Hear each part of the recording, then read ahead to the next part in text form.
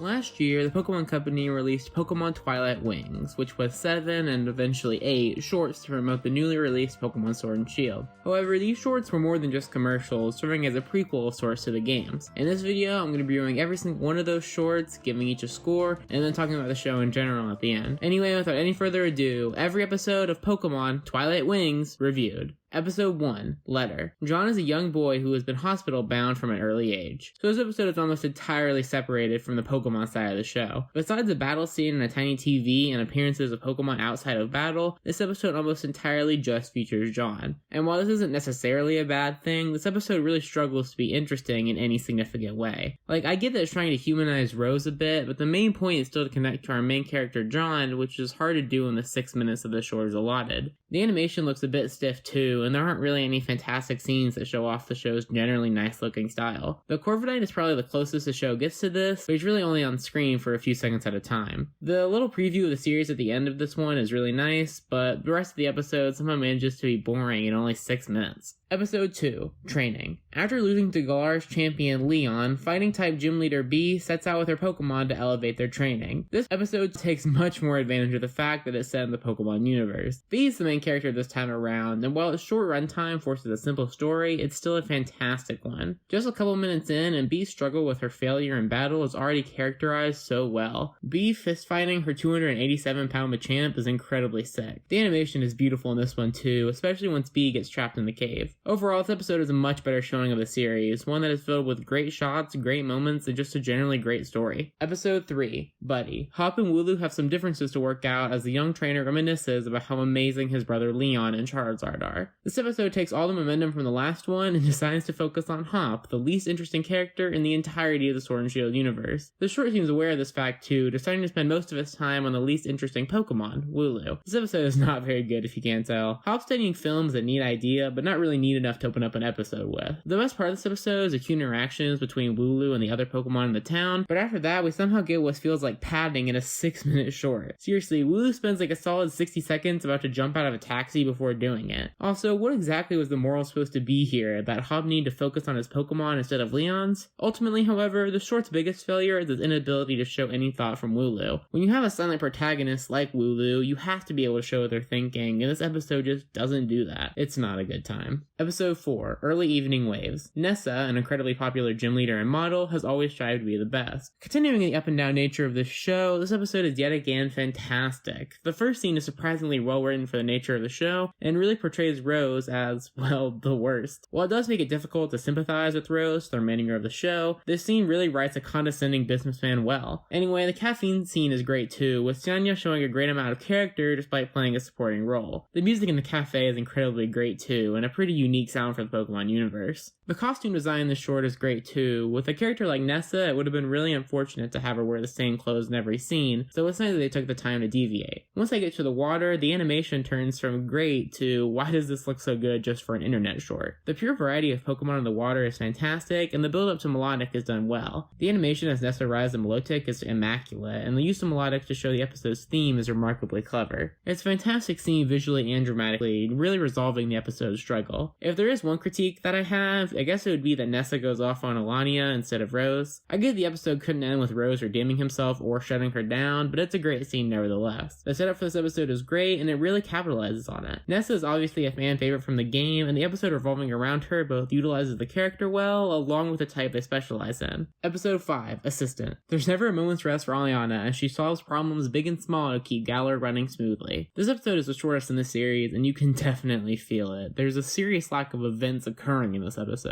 The plot is just a montage of Aliana fixing stuff, accompanied with short scenes of her meeting Rose. While this certainly is not ideal, the episode actually still has a lot going for it. Seeing Pokemon like Sudowoodo and Mr. Rhyme getting used in interesting and fun ways is a great watch. Also, the music this time around is fantastic too, especially when they incorporate the Mr. Rhyme's tap dancing into the soundtrack. The episode does go a bit downhill once they get to the taxi though. Aliana's conversation with the chairman is painful to sit through as the two monotone characters talk about basically nothing. The quick glances at Gordy and Melanie are neat and all, and I get the purpose of it, but come on. We don't need Aliana lecturing us about the difference between Gigamax and Dynamax. This episode has some neat elements like the use of certain Pokemon and the great music, but by and large, this episode bores. Episode 6, Moonlight. After getting into an argument with his friend John, Tommy wants to make amends. This one is is a weird one. I really think this episode could have been better if Alistair was given something to do besides partake in Tommy and John's plot. It's cool to see the ghost Pokemon terrorizing people as they're described to do in the game, but all of it takes place in the background of a painfully mediocre hospital plot. Like, I get it, they're children, but does every line between John and Tommy have to either be completely dull or Shakespearean? It's a neat idea to allow Alistair to conquer his shyness a bit, but he really does nothing this episode. Seriously, Tommy approaches him for an invite to the match, and all he does is give advice and haunt an innocent security guard. The promise of this episode is that every main character is a small child, and the show does nothing interesting with that at all. I don't want to give the impression this episode is awful, as it at least uses Pokemon unlike the first one, but it's still so painfully slow. The ending sequence, which really only serves to set up the next episode, is the best part of this one. While the other two episodes that focus on gym leaders are really fun, this one fails to impress. Episode 7, Sky. The day of Leon's championship match has arrived, and thanks to John's letter, all of the kids in the hospital are invited to attend. This episode was originally intended and released as the finale of the series, and it's pretty obvious from the onset that's the case. Pretty much every character from the game at least cameos in this one, and it's honestly one of the episode's strongest elements. The opening montage of all the gym leaders commenting on Leon's battling style and strength is a fantastic way to hype up the episode, and the John stuff finally feels somewhat good to watch. There is a good amount of fantastic visuals all throughout this episode, and while I'll touch on the battle later, even just the dream sequence looks and sounds great. I'm glad they didn't really drag out John being late, and instead just immediately cut to the Corviknight. The most important part of this episode that it absolutely nails is Leon. Leon feels like someone to look up to in this episode, and that's pretty pivotal given the fact this episode takes place almost entirely from John's perspective. The Corviknight flight is visually stunning, and Leon's introduction feels properly epic. The shot of John tearing up is the best emotional moment of the show, and while a bit more montage than I would prefer, I still like the battle at the end. Besides just being a nice nod to the games, the battle also shows the best example of Pokemon design in the show, with a proper amount of awe given by Gigantamax Charizard. Its size is portrayed fantastically, but I do dislike how they don't actually show the end of the fight. The post-credit scene with the player character is neat and all, but I feel like actually ending the battle will feel more concrete for the series. Still, this episode wraps up the main storyline of the show, features the only full battle of the main series, and even manages to make John's story feel fun and meaningful. While perhaps one of the best written or best thematically pungent episode of the 7, its pure spectacle makes it a fun watch. Episode 8, The Gathering of Stars. Leon visits the Isle of Armor as he plans to put together a special tournament. From the start, this episode feels a bit more advertising-y than the rest of the show. Like, obviously the whole thing is really an indirect ad, but this one takes time to showcase all the features of the new DLC, like the new characters and Pokemon. And while this does certainly sometimes work, other times it feels more like a checklist. This episode honestly has the least amount of story to it too, so it almost feels like a trailer for a show about the Gathering of the Stars. I mean, yeah, it's fun seeing Leon talk to Mustard, or seeing all the gym leaders in a fantastic montage, and at least the view of the player towards the tail end of the episode bookmarks it pretty well, but I still feel like an episode in general could have more of a story to string together, but then again, at only a shade over 5 minutes, there's only so much it can do. I feel like I'm running out of things to say because of that, but in general, this episode has fun moments, great cameos and callbacks, and works decently well as a post-series special, but a lack of story and short length hold it back pretty significantly. Alright, due to the short length of the series and the relative disconnection between them, this overview is going to be pretty short. To begin, let's go back to the relative disconnection and talk about the string between all these episodes, the Corviknight taxi. It's honestly really fun to string all these plots together, and I do appreciate it. It's great watching them show up in each episode, and it's pretty unintrusive. Visually, the show is kind of a double-edged sword. On one hand, the show is drawn fantastically, and the animation kicks it into high gear for certain moments. On the other hand, during most of the time, the show tends to be on the stiff side. Not much of a complaint, but it is noticeable from time to time. Truly though, the star of the show has to be its ability to give characters from the game some much needed characterization. While it does sometimes flop, like Hop and Aliana, other times it works fantastically well, like Bee and Nessa. Whether or not this works pretty much determines on whether or not the episode works, and it does just about half of the time. However, when it does work, it feels like some of the best stuff to come out of the Pokemon franchise in general. When it comes to a rating, I'm gonna have to explain myself a bit. If you average this episode ratings, you get a pretty mediocre score, but I'm actually gonna bump that up to a 7 out of 10. This is largely due to the episode's short length, which truly benefits those less than stellar episodes. If a bad episode is 22 minutes long, it's gonna hurt to watch. But with these great episodes being paced out almost perfectly, you never really have to wait that long to see a good one. And it's still length that truly benefits this series. My favorites and least favorites have to be pretty obvious, with Buddy at the bottom and the fantastic early evening waves at the top. While training is great in similar ways, fantastic animation, along with Nessa, carry early evening waves to the top. Anyway, this has been AmpleSamuel, and I'll see you next time for probably Total Drama Action. Thanks for watching.